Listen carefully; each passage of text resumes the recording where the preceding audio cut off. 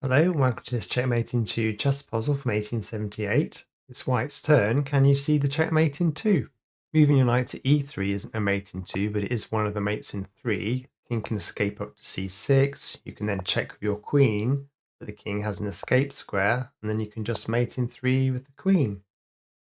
If the king moves to b7, you can mate with the queen by moving the queen to c8.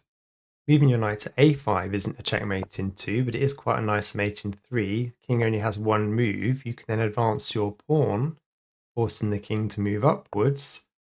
Then you can move the knight back to checkmate in just 3. Taking the rook with your bishop won't get you a mate in 2 unless black moves the king. They can just take back the pawn. And then if you try and check the king has escape squares.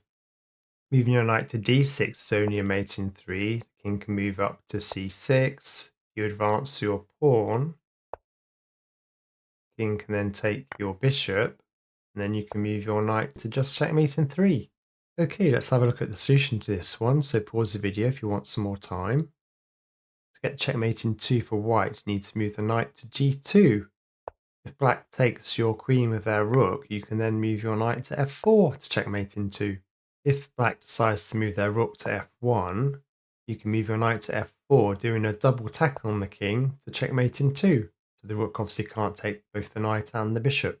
If black moves their king to e4, you can move your knight to d6 to checkmate in 2. If black moves their king to e6, you can move your knight to e3 to do a reveal check by the queen, which checkmates in 2. If black moves their king to c6, you can then move your knight to a5 to checkmate in 2. That's the end of this video. Please like and subscribe, and I hope to see you again soon.